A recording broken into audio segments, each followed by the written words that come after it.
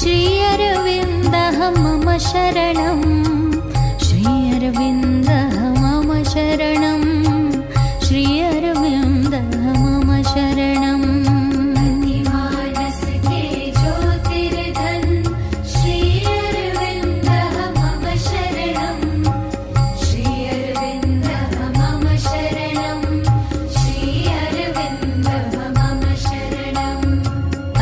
मानस के ज्योतिर्धन श्री अरविन्दः मम शरणं श्री अरविन्दः मम शरणं श्री अरविन्दः তারপরে চা করতে চলে গেলাম, চা খেতে হবে, তারপরে আমরা ফ্রেশ হতে চলে গেলাম।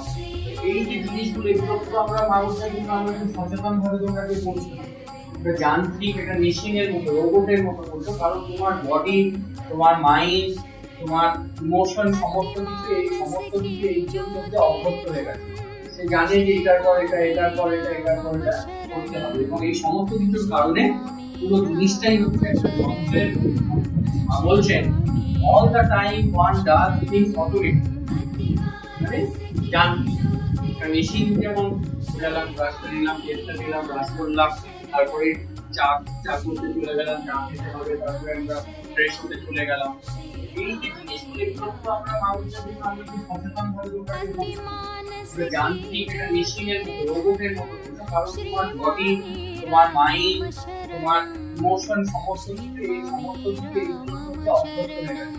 সে জানে যে এটার পর এটা, এটার পর এটা, এটার পর এটা করতে হবে, এবং এই সমস্ত কিছুর কারণে পুরো জিনিসটাই হচ্ছে একটা যন্ত্রের। বলছেন all the time one does things automatic, মানে যান্ত্রিক। মেশিন যেমন চালিয়ে দিলে সে চলতেই থাকে। এখন তো রোবট এসে গেছে, এখন অনেক বাড়িতে দেখা যাচ্ছে যে রোবট নিয়ে আসছে, এবং সেই রোবট সারা বাড়ির কাজকর্ম করে, ফার্নিচার থেকে শুরু করে স্কুল সারা থেকে শুরু করে সমস্ত কিছু সেই রোবট গুলো করে দিচ্ছে। আপনি ওইভাবে মানে সেট করে চালিয়ে দিলে সে চলতেই থাকে। এখন তো রোবট এসে গেছে, এখন অনেক বাড়িতে দেখা শুনতে পাচ্ছি যে রোবট নিয়ে আসছে, এবং সেই রোবট সারা বাড়ির কাজকর্ম করে, ফার্নিচার থেকে শুরু করে স্কুল সারা থেকে শুরু করে সমস্ত কিছু সেই রোবট গুলো করে দিচ্ছে। আপনি ওইভাবে মানে সেট করে জায়গা থেকে একটু অন্তর্মুখী হওয়ার যে একটা চর্চা, সেই জায়গাটা আমাদেরকে মানুষের মধ্যে করতে হবে।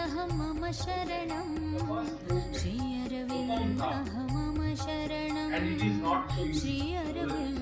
খুব সহজ নয়, জানেন যে কাজটা অত সহজ নয়, কিন্তু এই কাজটা আমাদেরকে করতে হবে। কি সেটা হচ্ছে it is to make all that pass to the background and let one thing come inside and in front of the consciousness as the most important thing, the discovery of the very purpose of existence. বলছেন প্রথম যেটা করতে হবে যে আমাদের এখন যে চলছে মনের মধ্যে যে সমস্ত চিন্তা ভাবনা, যে আবেগগুলো আমার মধ্যে চলছে, সমস্ত কিছুকে তোমাকে প্রথমে পেছনে ফেলে দিতে। আমরা যখন এগিয়ে যাই, আমরা যখন কোথাও সাপোজ আমরা ট্রেনে করে যাচ্ছি পন্ডিচেরি, আমরা তো সমস্ত জিনিস পেছনে ফেলতে যাচ্ছি, আমরা এগিয়ে যাচ্ছি। ওইরকম ভাবে বলছে তুমি তোমার মধ্যে যে সমস্ত জিনিস যেগুলো তোমাকে আটকে রেখেছে, তুমি যেগুলোর মধ্যে নিজেকে আটকে রেখেছো, সেগুলোকে পেছনে ফেলে দিও এবং একদম এগিয়ে যেতে হবে, এবং তোমার মনের মধ্যে কেন্দ্রে এমন একটা জায়গায় পৌঁছতে হবে, এবং সেখানে তোমার সামনে একটা উদ্দেশ্য তোমাকে রাখতে হবে, নিজেকে প্রশ্ন করতে হবে। মা বলছেন সেই প্রশ্নটা কি? মা বলছেন the Discovery of the very purpose of existence. এই যে জীবনটা আমরা পেয়েছি, এই জীবনের কি উদ্দেশ্য, এই পারপাসটা কি লাইফ, এইটা যে খোঁজ করা, এইটাকে যে ডিসকভার করা, এটাকে যে আবিষ্কার করা। মা বলছেন এই জিনিসটাকে তোমার সবার সামনে আগে আনবে। প্রতি মুহূর্তে তোমার মধ্যে এটি চলবে যে জীবনটা আমি পেয়েছি, সেই জীবনের পারপাসটা কি, সেই উদ্দেশ্যটা কি, এবং সেই উদ্দেশ্যটা দিকেই কি আমার জীবন এগোচ্ছে, নাকি আমি অন্যদিকে আমার জীবন রেখে গেছে, আমি ডিরেক্ট হয়ে গেছি, দেখা পথে চলছি। মা বলছেন এই জিনিসটাকে first step, this is the first step, একদম পরিষ্কার এই জিনিসটাকে করতে হবে। এবং মা এক জায়গায় বলেছেন যে জীবনের লক্ষ্যটা থাকা খুব দরকার। যদি জীবনে আমাদের কোনো লক্ষ্য না থাকে, এই ছোটবেলায় লক্ষ্য দিয়ে দেওয়া হয়েছে তোমাকে পড়াশোনা করতে হবে, ডাক্তার হতে হবে, ইঞ্জিনিয়ার হতে হবে, কি সিভিল সার্জন হতে হবে, ওটা না।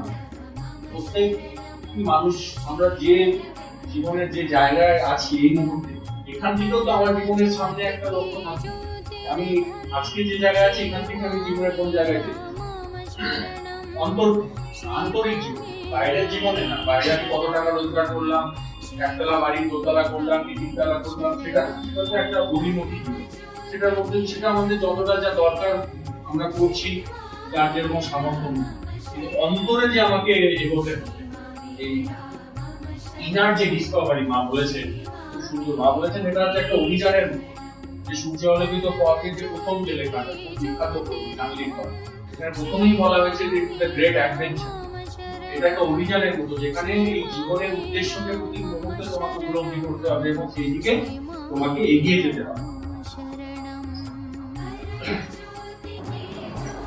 To be interested more in the অসাধারণ কথা মায়ের, to be interested more in the cause and goal than in the manifestation. তো তোমার উৎসাহটাকে নিয়ে যেতে হবে কিসে? আমাদের জীবনে যা যা ঘটছে তার পেছনের কারণটা, আসল কারণটা কি সেটা উপলব্ধি করা, এবং আমার জীবনের লক্ষ্যটা কি সেটা উপলব্ধি করা। বাইরের যে ম্যানিফেস্টেশন, কোন একটা ঘটনার বাইরের যে গভীর প্রকাশ, সেইটাতে করছে নিজেকে আটকে। আমরা আমাদের এখন অবস্থাটা হচ্ছে বাইরের গভীর প্রকাশটার মধ্যেই আমরা আটকে। যে ঘটনাগুলো আমাদের জীবনে ঘটছে, আমাদের ব্যক্তি জীবনে এবং সমষ্টিগত জীবনে, তার গভীর প্রকাশের মধ্যেই আমরা নিজেদেরকে আটকে রেখেছি। মা বলছেন যে প্রথম ধাপ হচ্ছে যে গভীর প্রকাশটার মধ্যে নিজেকে, অ্যাপিয়ারেন্সের মধ্যে আটকে দেওয়া। কি কারণে হচ্ছে সেটাকে উপলব্ধি করা, সেই জায়গাটা গভীর। আমরা দেখবেন অনেক সময় হয় যে একজন মানুষকে আমরা তার বাইরের ব্যবহারকে অনেক সময় বিচার করি। একজনকে দেখলাম সে খুব বাজেভাবে কথা বলতে, উত্তেজিতভাবে কথা বলছে, মানুষের সঙ্গে মিসবিহেভ করছে, এবং আমাদের সঙ্গে সঙ্গে একটা ধারণা তৈরি করে ফেলি একদম বাজে মানুষ, একদম শিক্ষিত না, অশিক্ষিত। হ্যাঁ, কিন্তু তার এই ব্যবহারটা কি কারণে, তার পেছনে কি, তো আমরা তো জানি না তার হিস্ট্রিটা কি, তার পেছনে আদৌ কোনো অন্তর্নিহিত কোনো কারণ আছে কিনা, সে জীবনে কোন পরিস্থিতির মধ্যে দিয়ে যাচ্ছে। হ্যাঁ, এগুলো কিন্তু আমরা বোঝার চেষ্টা করি। আমরা একটা ইনস্ট্যান্ট একটা কনক্লুশন ড্র করি।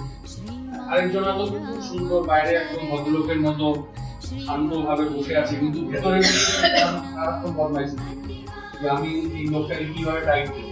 কিন্তু তার বাইরের অ্যাপিয়ারেন্স এরকম সময় মধ্যে খুব, তার ভেতরের যে উদ্দেশ্য বা তার ভেতরে যে অনেক রকমের দুষ্টুমি চলছে, আমরা কিন্তু সেই জিনিসটা বুঝতে পারছি যতক্ষণ না আমার সঙ্গে বলছে। মা সেই জন্য বলছে যে তুমি বাইরের প্রকাশটার মধ্যে নিজেকে আটকে রেখে সবসময় চেষ্টা করো যে কি কারণে হচ্ছে, হোয়াট ইজ দ্য কজ, সেই কজটাকে বুঝতে করার চেষ্টা করো।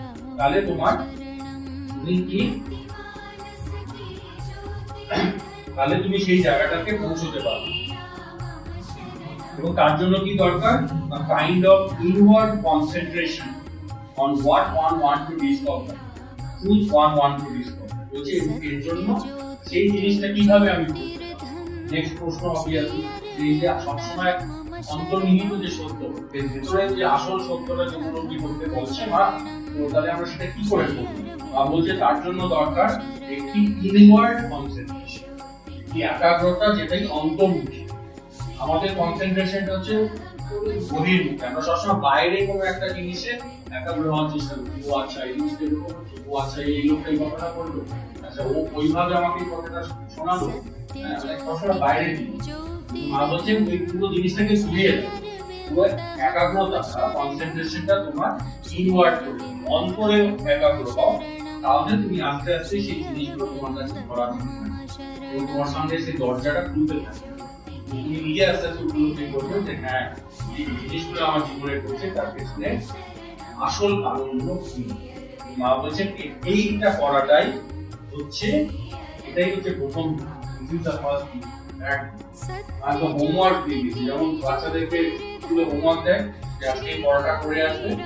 আমরা যদি এই জীবন চাই, অন্তর জীবন চাই, অন্তরের সত্যকে উপলব্ধি করতে চাই, মায়ের শ্রীঅরবিন্দর আদর্শে জীবনকে পরিচালিত করতে চাই, মা পরিষ্কার করে দিয়েছে যে এই অন্তরে ইনার কনসেন্ট্রেশনের অভ্যাস শুরু করো, অন্তরের অন্তর্মুখী হওয়ার চেষ্টা করো এবং সেখানে একাগ্র হওয়ার চেষ্টা করো এবং সেই ভেতরে গিয়ে যে সত্য আছে সেই সত্যকে উপলব্ধি করার চেষ্টা করো। এটাই হচ্ছে প্রথম ধাপ। নেক্সট যেটা মা বলছেন, you must learn to reflect. Reflect মানে হচ্ছে নিজেকে একটু, নিজের জীবনকে নিজেকে একটু দেখা, একটু বিশ্লেষণ করা।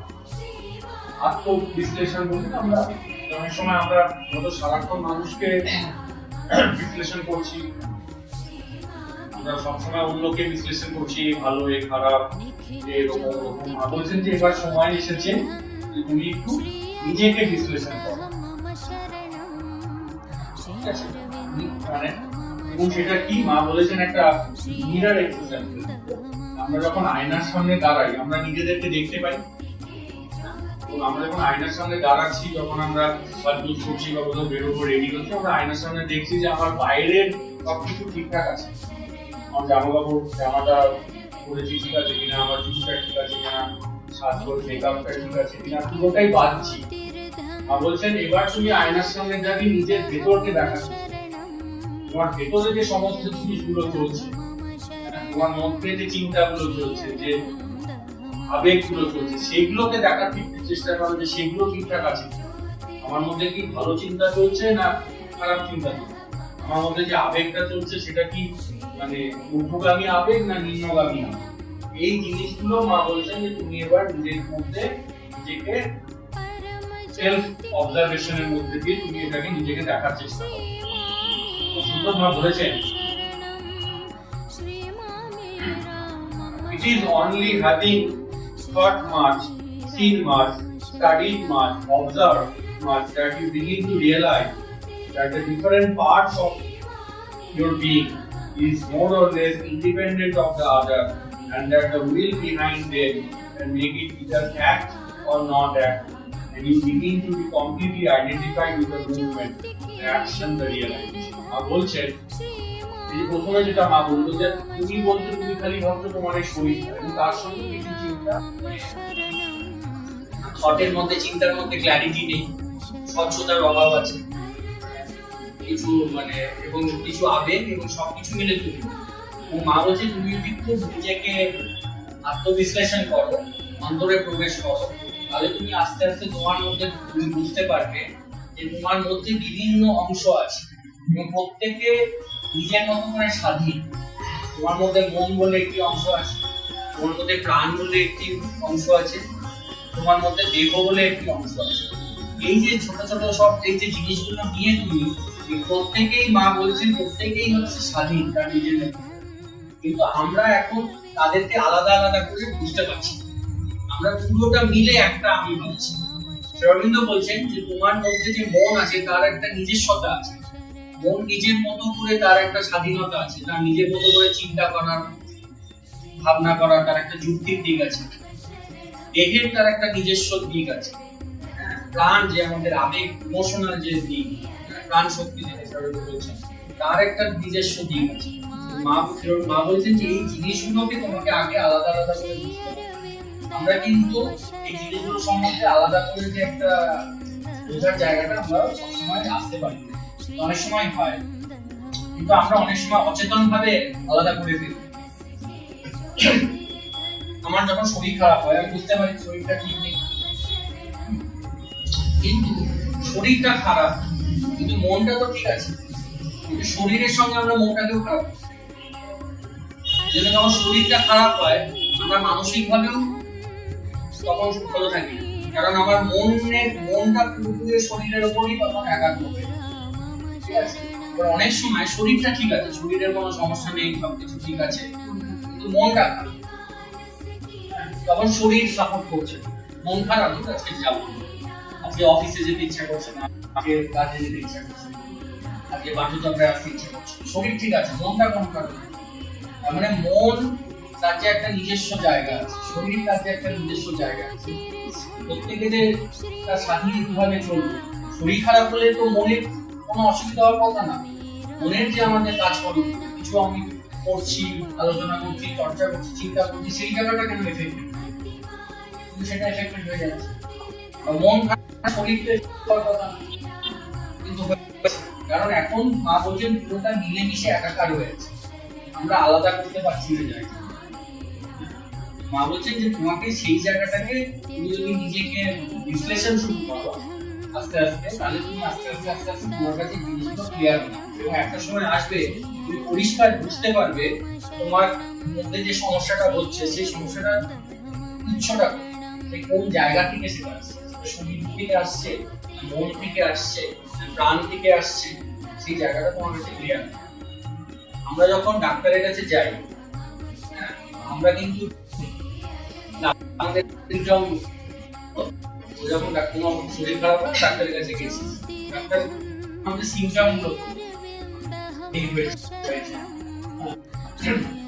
এবার ডাক্তার কিন্তু সিমটম গুলো থেকে যারা অথেন্টিক ভাবে চিকিৎসা করেন তারা কিন্তু সিমটম থেকে সমস্যাটার উৎসটা বোঝার চেষ্টা করেন, কি কারণে হচ্ছে। সাপোজ আমার মাথা যন্ত্রণা হচ্ছে, ডাক্তারের কাছে মাথা যন্ত্রণাটা হচ্ছে যে মা বলছে ম্যানিফেস্টেশন, এটা হচ্ছে বহিঃপ্রকাশ, শরীরের মানে তোমার সিস্টেমের সমস্যা আছে। আকাশটা মাথা যন্ত্রণাটা কিন্তু সমস্যা না, সমস্যাটা হচ্ছে মূল অন্য জায়গায়, সেটা পেট খারাপ হতে পারে, শরীরের অন্য কোনো অংশে কোনো সমস্যা হতে পারে, যে কোনো কারণ হতে পারে, ঘুম ভালো হয়নি, সাউন্ড স্লিপ হয়নি, তার জন্য হতে পারে।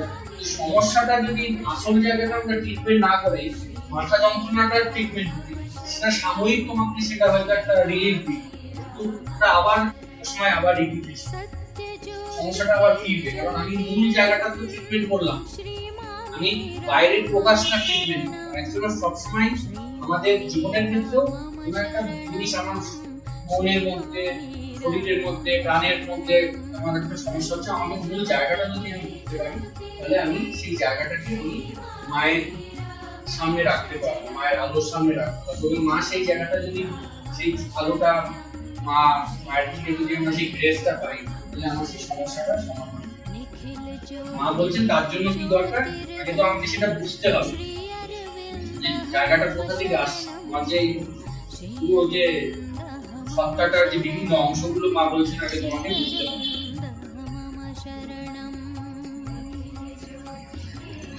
That is the beginning of control. This is how one learns to look at things. মা বলছেন এইভাবেই তুমি আস্তে আস্তে তোমার নিজের জীবনের উপর যে কন্ট্রোল, যে নিয়ন্ত্রণ তুমি আনতে পারবে। তুমি যদি বুঝতে পারো যে হ্যাঁ আমার মনটা হচ্ছে আলাদা, তার নিজস্ব একটা এক্সিস্টেন্স আছে, তার নিজস্ব একটা প্রকৃতি আছে, তখন কিন্তু তুমি তোমার মনকে কন্ট্রোল করতে পারবে। তখন তুমি চেষ্টা করবে যে হ্যাঁ এই চিন্তাগুলো আমি করবো না, বা এই চিন্তাগুলো আমি করতে চাই। এই কন্ট্রোলটা তখনই আসবে যখন তুমি বুঝতে পারবে যে হ্যাঁ মন বলে যে জিনিসটা সে পুরোপুরি দেহ এবং প্রাণ থেকে আলাদা। সেই পুরোপুরিটার জায়গায় যদি আমরা না পৌঁছতে পারি, মা বলছেন তাহলে তো তুমি কন্ট্রোলটা আনবে। তার জন্য বলছেন যে this is the beginning of control. কন্ট্রোলটা করার জন্য এই আত্মবিশ্লেষণ, যেটা মা বলছেন যে নিজেকে দেখা, নিজের অন্তরে গিয়ে নিজেকে দেখা, সেই জিনিসটা দরকার, রিফ্লেক্ট করা। This is how one learns to look at oneself. এবং এইভাবেই মানুষ আস্তে আস্তে নিজেকে দেখতে শেখে, নিজেকে কিভাবে দেখবে, নিজের সমস্যাগুলো কিভাবে। এখন আমরা কিন্তু বেশিরভাগ ক্ষেত্রে নিজেদের সমস্যাগুলো বুঝতে পারি, আমাদের মধ্যে আমার মধ্যে যে কিছু সমস্যা আছে আমি সেগুলোকে সমস্যাটা আমার আরেকদিকে যে মানুষটি আছে, আমার বিপরীতে যে মানুষটি আছে, সে আমার পরিবারের হোক, আমার পাড়ার হোক, আমার অফিসের হোক, তার মধ্যে সমস্যা, আমার সবকিছু ঠিক আছে। মা বলছেন তুমি যদি এই এক্সারসাইজটা শুরু করো, নিজেকে দেখতে শেখাটা যদি শুরু করো, তাহলে তুমি আস্তে আস্তে নিজের সম্বন্ধে জানাটা তোমার শুরু হবে। This is how one learns to look at oneself. এভাবে তুমি নিজেকে দেখতে শিখবে এবং তোমার কাছে আস্তে আস্তে তোমার নিজের যে জায়গাগুলো মানে আমরা যদি আমাদের ভুলগুলো নিজেরা রিয়েলাইজ করি, তাহলে সেইগুলোকে তার উপরে যদি কাজ করি, তাহলে তো অনেকটা হারমোনি বেড়ে যাচ্ছে। এবং আমার তরফে হারমোনি বাড়লো, তখন উল্টো দিকের তরফেও কিছুটা হলে তোমার ওই কারেন্টের ভাইব্রেশন আমার দিক থেকে যখন ডিসহারমনি, আর আমি যখন কাউকে ডিসহারমনি দিচ্ছি তার তখন ডিসহারমনি, কিন্তু পজিটিভিটি ফ্লো হচ্ছে না। না হচ্ছে না। কারণ পজিটিভিটি ফ্লো হওয়ার জন্য একটা দিক তো পজিটিভ হতে হবে, এদিকে যদি নেগেটিভ হয়ে থাকে তো সেখানে মা বলেছেন না, যখন ঝগড়া হচ্ছে তখন পক্ষেরই দোষ, তখন কোনো একজনের দোষ হতে পারে না। এরকমই আমরা তো কখনোই নিজেদের পয়েন্টটাকে রিয়েলাইজ করি না, আমরা বোঝারও চেষ্টা করি না।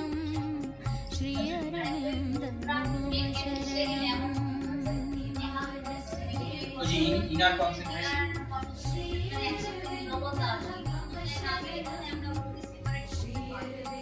একাগ্রতা দরকার।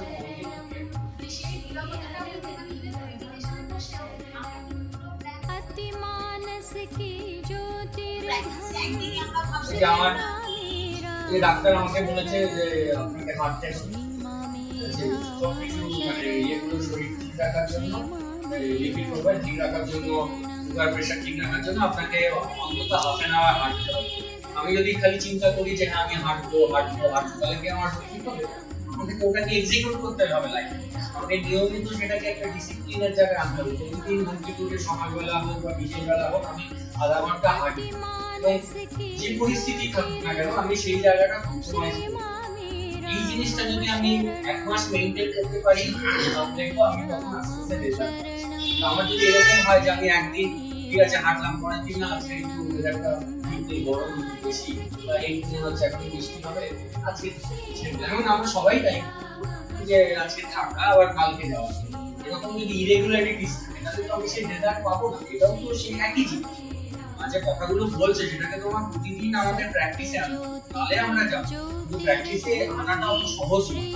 আমরা যে পরিবেশের মধ্যে আছি না সেখানে সবসময় আমাদেরকে টেনে নামিয়ে দেওয়া হচ্ছে, চেতনার স্তরটাই হচ্ছে নিম্নগামী।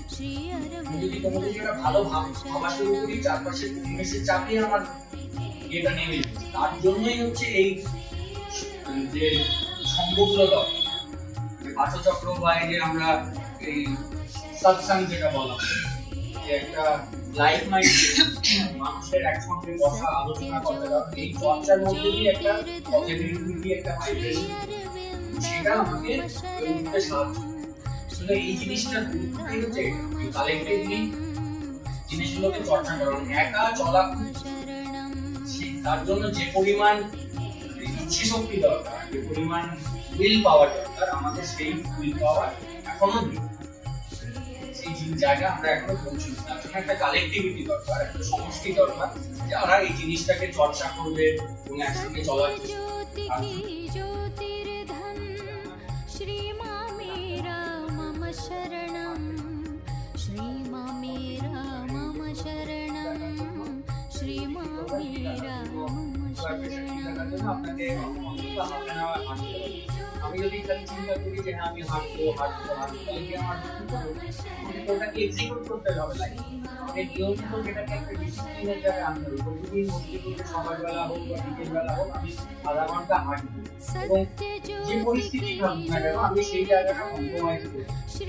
এই জিনিসটা যদি আমি এক মাস মেইনটেইন করতে পারি, তাহলে দেখবো আমি তখন আস্তে আস্তে রেজাল্ট পাচ্ছি। আমার যদি এরকম হয় যে আমি একদিন ঠিক আছে হাঁটলাম, পরের দিন না আজকে একটু ওয়েদারটা গরম বেশি বা একটু মনে হচ্ছে এখন বৃষ্টি হবে, আজকে যেমন আমরা সবাই তাই যে আজকে থাকা আবার কালকে যাওয়া, এরকম যদি ইরেগুলারিটিস তাহলে তো আমি সেই রেজাল্ট পাবো না। এটাও তো সেই একই জিনিস, যে কথাগুলো বলছে সেটাকে তোমার প্রতিদিন আমাদের প্র্যাকটিসে আনতে হবে, তাহলে আমরা যাবো। কিন্তু প্র্যাকটিসে আনাটা অত সহজ নয়।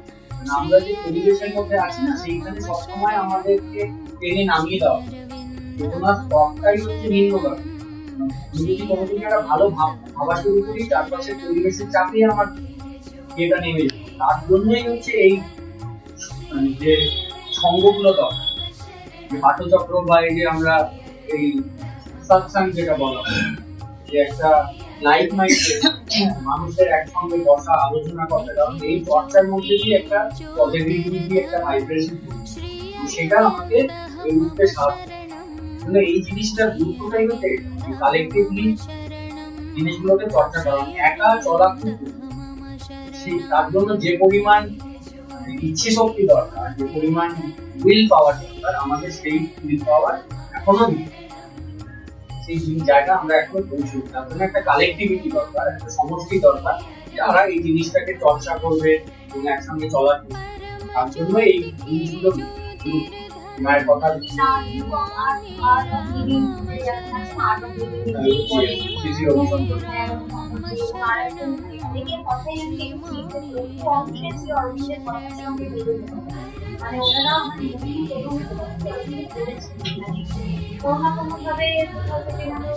অবশ্যই বলেছেন।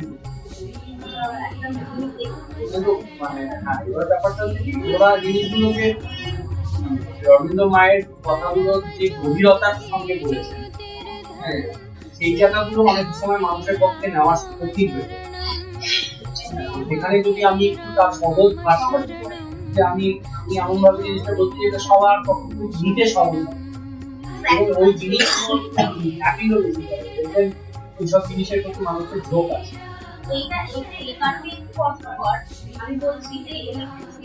যেন মা পরিষ্কার বলে দিয়েছে, যেটা কিন্তু সহজ নয়। মাঝে কথাটা বলছে, মা তো জানে মানুষের কি অবস্থা, মানুষ কি অবস্থা।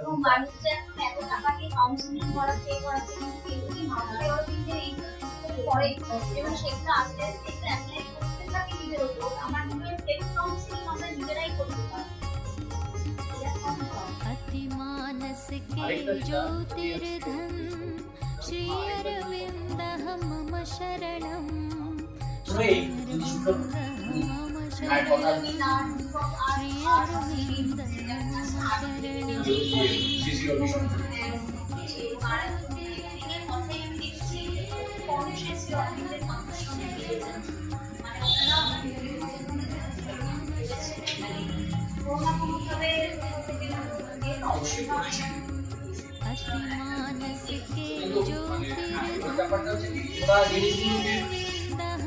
অরবিন্দ মায়ের কথাগুলো যে গভীরতার সঙ্গে বলেছে, সেই জায়গাগুলো অনেক সময় মানুষের পক্ষে নেওয়া কঠিন হয়ে যায়। সেখানে যদি আমি একটু তার সহজ ভাষা, যে আমি এমন ভাবে জিনিসটা বলতে যেটা সবার পক্ষে নিতে সহজ, ওই জিনিসগুলো অ্যাপিলও বেশি করে, দেখবেন এইসব জিনিসের প্রতি মানুষের ঝোঁক আছে।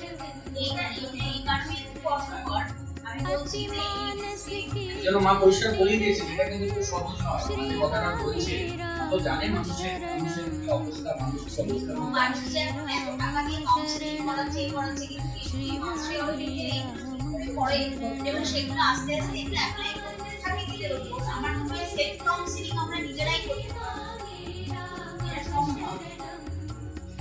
আরেকটা যেটা এটা দিয়ে আজকে শেষ করবো, সেটা হচ্ছে মা আরেকটা জিনিস অসাধারণ বলেছেন, সেটা হচ্ছে যে মা বলছেন अतिमानस की ज्योतिर्धन श्री मेरा मम शरणं মানুষ তার এই স্বতন্ত্রতাকে উপলব্ধি তো করেই, তখন সেই জিনিসটা যে একটা চর্চা করা দরকার, সেটাও মানুষ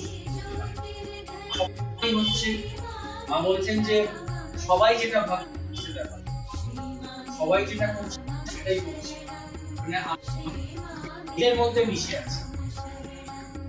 10টা মানুষ জায়গায় আছে, সেখানে আমার আলাদা করে কোনো এক্সিস্টেন্স নেই। 10 জন যা ভাবছে, 10 জন যে চিন্তা করছে, আমিও সেম একই জিনিসটাই করছি।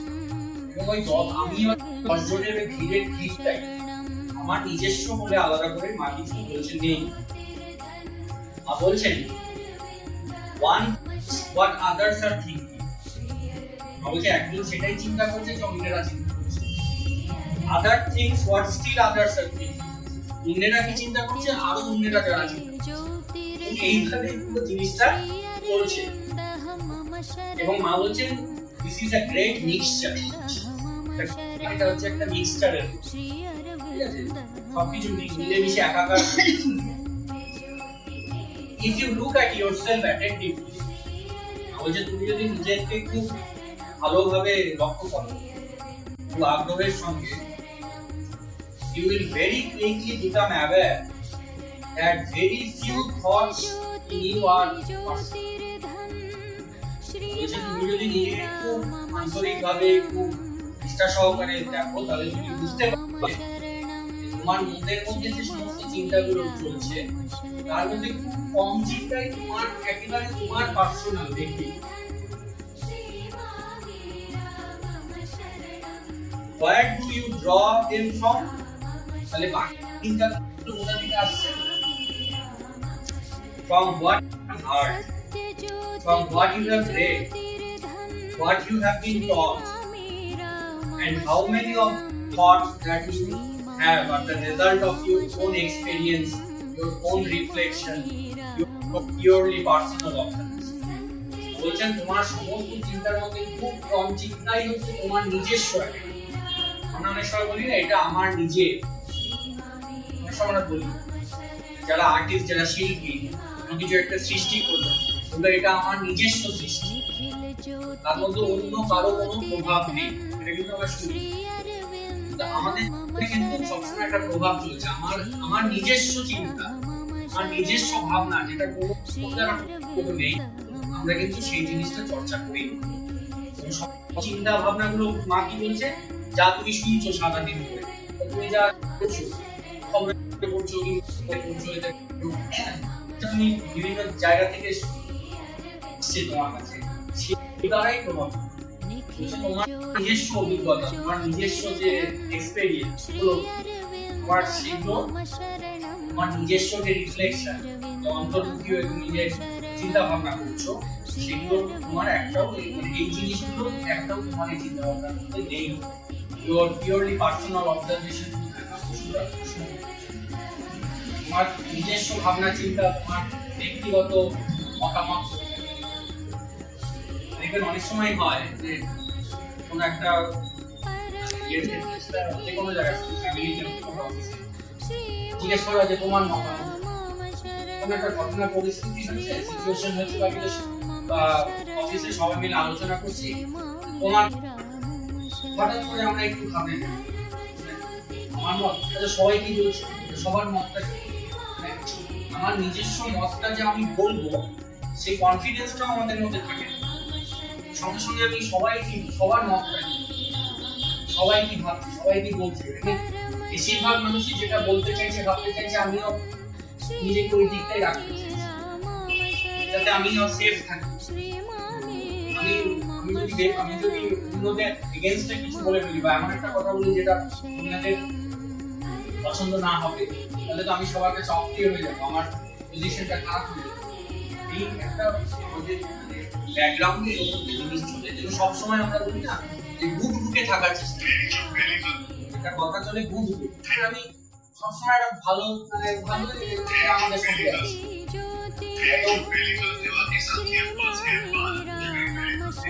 আমার মনের মধ্যে একটা মনে হচ্ছে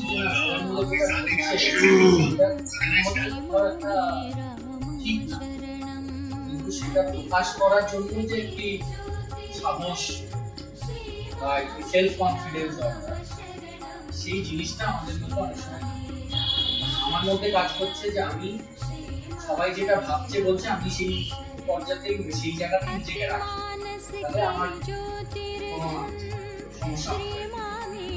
সেই কারণে বলছেন মা তোমার নিজস্ব ভাবনা, নিজস্ব চিন্তা, সবসময় তো তাহলে অন্যেরা যেটা ভাবছে কি করছে নিজস্ব বলে কিছু নেই, এই জিনিসটা মা বলছেন তোমাকে। Once you have realized within you something like a personal, independent, conscious being, then what you have to do is to break the form and বলছেন যখন তুমি উপলব্ধি করবে যে না তোমার মধ্যে একটি স্বাধীন চিন্তা আছে, স্বাধীন ভাবনা আছে, স্বাধীন মতামত আছে, সেই জিনিসটা যখন তুমি উপলব্ধি করবে, তুমি সেটা সম্বন্ধে সচেতন হয়ে যাবে, বলছেন তখন তোমাকে সমস্ত কিছু ভেঙে ফেলে দিয়ে তোমাকে এগিয়ে যাবে, তোমাকে সেইটাকে ধরে তোমাকে জীবনে এগোতে হবে, তাহলে তুমি সেই তোমার নিজস্ব জায়গাটা তৈরি করতে পারবে। নাহলে তুমি ওই ভিড়ের মধ্যেই মিশে থাকবে, তোমার আলাদা করে এই যে নিজস্বতাটা সেটা তোমার সেই তার জন্য সাহস দরকার, সাহস ছাড়া কি করবে, তার জন্য যে শক্তি দরকার, সেই জিনিসগুলো আমাদেরকে মায়ের কাছে চাইতে হবে। মাকে বলতে হবে, মা তো বলেছে যে তুমি আমাকে স্পষ্ট বলো যে আমার এটা চাই। আমি যদি মায়ের কাছে আমার যদি এই প্রার্থনা থাকে যে মা আমার মনে হচ্ছে যে এটা ঠিক, হ্যাঁ, তুমি আমাকে শক্তি দাও, সাহস দাও, আমি যাতে সেই ঠিক পথে চলতে পারি। সবাই কি ভাবছে ঠিক বা মানে সবাই কি চাইছে আমি করি, আমি যাতে ওই দিকে না গিয়ে আমার অন্তর থেকে যেটা সত্য বা সঠিক বলে মনে হচ্ছে সেইটা যাতে আমি করতে পারি, তুমি তার জন্য আমাকে শক্তি সাহস দাও। সেই জিনিসটাও মায়ের কাছে, এই জিনিসটা যদি আমরা চাইতে থাকি মায়ের কাছে, মায়ের আমরা অনেকেই এখানে আছি দীর্ঘ অনেক বছর ধরে চক্রের সঙ্গে আছে, প্রত্যেকেরই ব্যক্তিগত সেই অভিজ্ঞতা আছে, এরকম সিচুয়েশনে আমরা প্রত্যেকেই পড়েছি এখানে দেওয়ালে আমাদের ঠেকে গেছে, যখন মনে হচ্ছে যে আর সব শেষ হয়ে গেল, তখন একদম ভেতর থেকে সেই ইনার যে ক্রাই, অন্তর থেকে যখন সেই আকুতিটা, সেই কান্নাটা মায়ের কাছে পৌঁছেছে, সেই গ্রেস, সেই কৃপা কিন্তু আমাদের কাছে এসেছে এবং মা কিন্তু সেই পরিস্থিতিটা আমাদেরকে উদ্ধার করে দিয়েছে। এই জিনিসটা আমাদেরকে সেই কনফিডেন্সটা দেয়, সেই আত্মবিশ্বাসটা দেয়, এইভাবেই আমাদেরকে মাকে ধরে জীবনে এটাই আজকের আমার আলোচনার বিষয়, যে এই ক্রাইসিস গুলোর মধ্যে দিয়ে আমরা যাচ্ছি তার মূলত কি কারণ, তিনটে কারণ মায়ের কথায় আমি আলোচনা করলাম। তার থেকে বেরোনোর যে তিনটে পদক্ষেপ মা দিয়েছেন একদম প্র্যাকটিক্যাল, মানে থিওরিটিক্যাল কিছু নেই, মা একদম আঙুল দিয়ে ধরে ধরে দেখিয়ে দিয়েছে যে এইভাবে আমরা করবো। তো সেই করতে গিয়ে যে জায়গায় আমরা ঠেকে যাবো, আমাদের সমস্যা হবে, সেটাও মায়ের সঙ্গে আমরা শেয়ার করবো, মাই আমাদেরকে পথ দেখে এই এখানেই আমরা তাদের